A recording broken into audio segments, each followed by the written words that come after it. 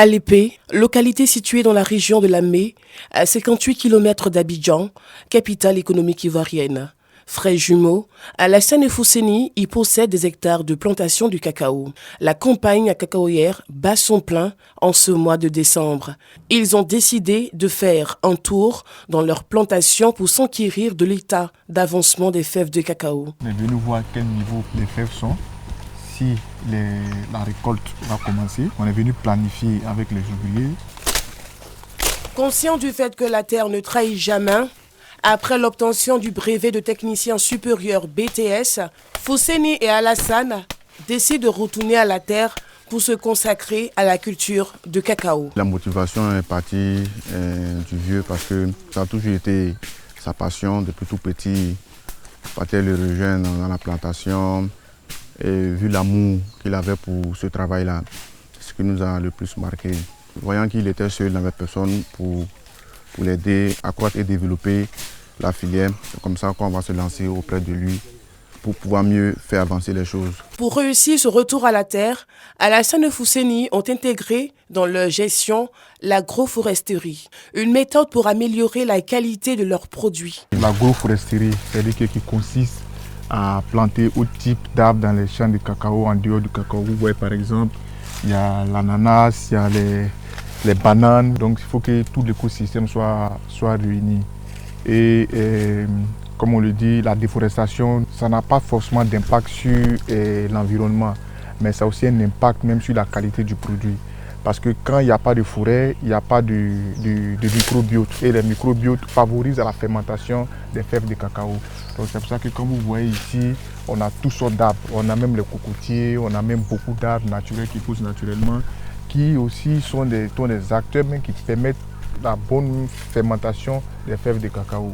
En plus de la production, Fousseni et Alassane se sont spécialisés dans la commercialisation à travers la création de l'Union interrégionale des coopératives de café-cacao de Côte d'Ivoire, une organisation qui regroupe 2500 producteurs et plus de 40 coopératives sur l'ensemble du territoire. Aujourd'hui, nous les retrouvons dans les locaux de leur organisation. Nous sommes dans l'entrepôt, donc quand les produits sont déchargés, le produit est stocké ici. Donc quand le produit est stocké ici, ça veut dire que ça c'est magasin de stockage comment on appelle ça, de matières premières. Ici c'est 11 000 mètres carrés, donc on peut stocker en moyenne autour de 500, 600 tonnes. Donc ça dépend si on fait par pile, on peut prendre jusqu'à 1000 tonnes, mais si on fait sur les palettes, on peut être autour de 500, 600 tonnes. Dans cette entreprise, les frères jumeaux disposent également d'une unité de transformation spécialisée dans la valorisation des déchets de cacao. Donc ici, nous valorisons tout ce qui est cacao qui n'est pas exportable. Le marché international, le cacao de Ghana est plus cher que le cacao de Côte d'Ivoire parce que la qualité n'est pas trop améliorée. C'est pour répondre à toutes ces problématiques-là que nous avons créées. Nous nous sommes lancés dans cette activité qui est de donner de la valeur à tout ce qui est déchets de cacao et qui nous permet d'avoir les pâtes de cacao, le beurre de cacao, les piquets de cacao à partir de ces déchets de cacao-là. Le défi à relever pour Alassane et Fousseni demeure l'augmentation de la ligne de transformation. Âgés de 30 ans, Fousseni et Alassane emploient une centaine de personnes dans cette entreprise. Et les employés ne tarissent pas d'éloges à leur endroit, surtout pour leur politique managériale. Non pas un master ni un doctorat, mais du point de vue managérial, nous sommes aujourd'hui fiers d'eux. Nous sommes à la hauteur des grands managers de certaines entreprises qu'on ne peut pas citer. On ne fait que mettre en pratique ce qu'ils ont comme vision. Tout ce qu'ils nous demandent, c'est de mettre nos talents en pratique. Donc je pense que sur ce point-là, ils sont une fierté. Il n'y a pas de distinction entre le balayeur et le directeur. Chez eux, tout le monde est pareil. Ils n'ont jamais fait de distinction pour dire que non, comme je fais mon service entretien, genre, ils vont me minimiser d'une autre manière. Il n'y a jamais eu ça. C'est le respect qui existe entre eux et moi. Quand il y a un problème, je vais directement les voir. Eux, ils sont prêts. Natif de Divo, c'est dans cette ville de la région du Lord-Djibois que tout a commencé pour Alassane et Fousseni. Chaque retour dans cette ville renferme de nombreux souvenirs. Nous sommes nés ici, nous avons grandi ici, c'est à l'âge de 13 ans. 13 ans que nous sommes allés à Abidjan. Et depuis le congé, les vacances, on ne manquait pas.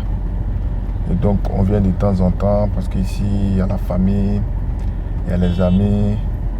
Parce qu'à un niveau de la vie, il faut des vrais amis qui peuvent vous mettre vraiment sur le bon chemin. Et ces types d'amis-là sont à Tivo. Et donc on est plus à l'aise ici, on se sent plus mieux. En reconnaissance à cette ville qui leur a tout donné, ils ont décidé d'offrir un foyer aux jeunes. Un foyer composé d'une salle de réunion, d'une salle de formation et de bureaux entièrement équipés. Les jeunes sont mieux placés pour parler aux jeunes. Et un cadeau qui vient d'un jeune, c'est plus compréhensible, ça sera beaucoup mieux apprécié par les jeunes sans appartenance politique, sans divergence ethnique et autres. Et entre jeunes, nous, on se comprend dans notre langage.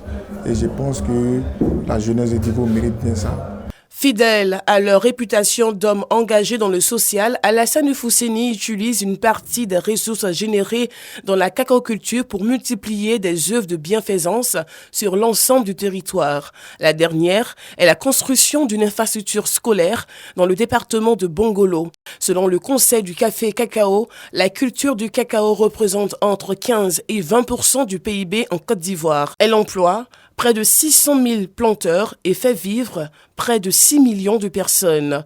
Pour les frères jumeaux, la jeunesse doit s'accaparer de la richesse qu'est la cacaoculture. C'est pourquoi il les invite à retourner à la terre, car selon eux, la terre nourrit son homme.